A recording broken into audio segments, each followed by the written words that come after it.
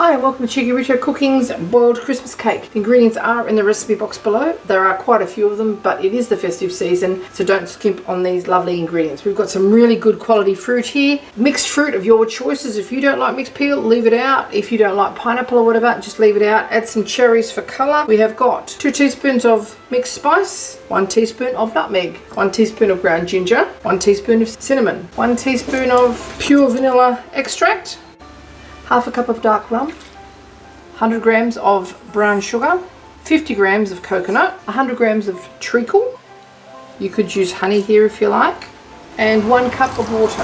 Now we're just going to bring this to a gentle simmer until our 250 grams of unsalted butter melts. Be careful you don't burn this because there's a lot of sugar in here, so we just want to bring it on very low heat to a simmer and simmer it for about 5 or 10 minutes so you can see the moisture is being absorbed by all this gorgeous fruit. Then we let it cool, add our eggs and the rest of our ingredients.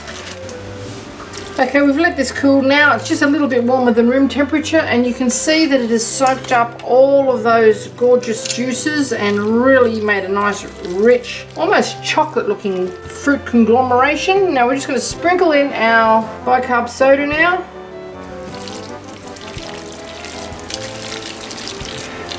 Our eggs can go in now.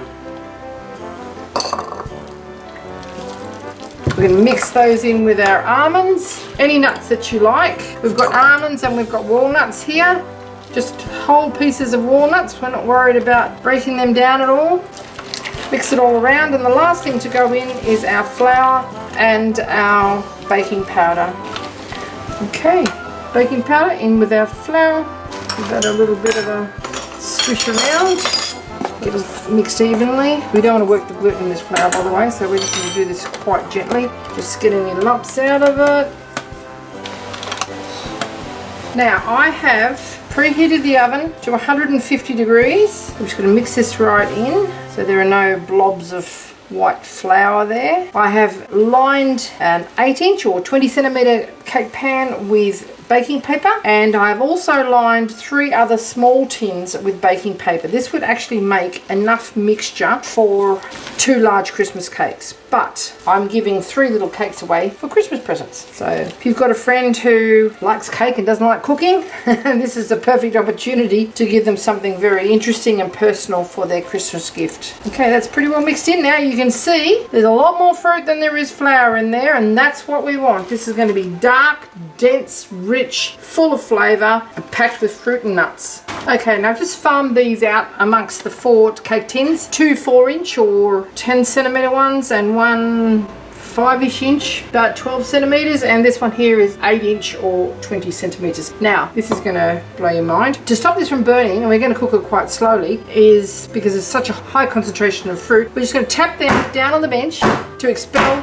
any air bubbles. Then we're going to get very, very wet hands and just pat it down to make it as flat as possible. If you're going to decorate at this stage with some blanched almonds, this would be the time to do it, but I'm not going to do that now. You wouldn't do that, of course, if you're going to decorate your Christmas cake. Plenty of water on your hands, and make a slight indentation in the center, and as it does rise, that center bit will fill up the little crater. Okay, and do the same with the others. Now I'm setting the others on a baking tray for the simple reason these are little springform tins, and the very high concentration of butter and whatnot in here is likely to leak out. So rather than foul your oven, that's all you need to do there. You can see what I'm doing. Real good scoop of water on your hands like so.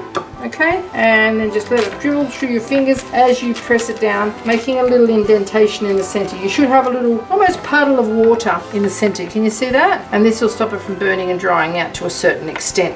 Okay, that water won't make it soggy. It'll actually evaporate in the oven. This tip was showed to me by Auntie Janet, not my Auntie Janet, so thanks Auntie Janet. I'm still cooking your Christmas cakes. Into the oven we go. Now this one's going to take 2 hours. These 3 are going to take about an hour-ish each, perhaps a little longer for this one. Test it. When it's cooked, the skewer should come out of the center clean, and it should smell cooked. Okay, this guy took 2 hours at 150 degrees Celsius. This guy took 1 hour, and these 2 little guys here took 50 minutes. Now I've just taken them out of the oven. If you poke a skewer into the center of the cake, when it comes out clean, the cake is cooked.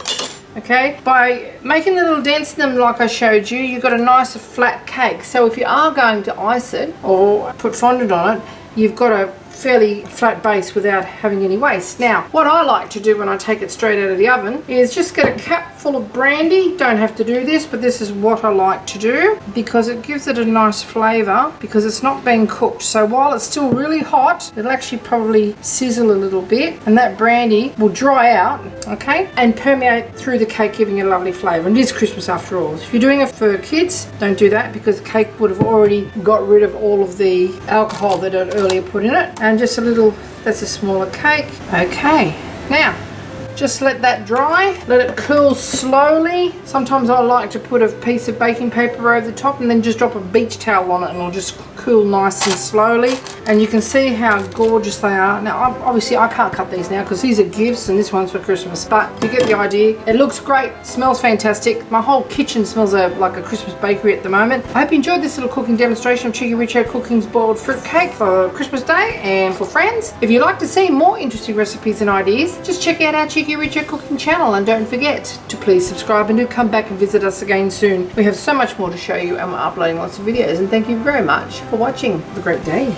Okay, we're going to cut my yummy Christmas cake now. It's nice and cool. A sharp knife. This is very, very rich, so you don't have to have big slices of it. Won't Santa be happy when he gets some of this on Christmas Eve?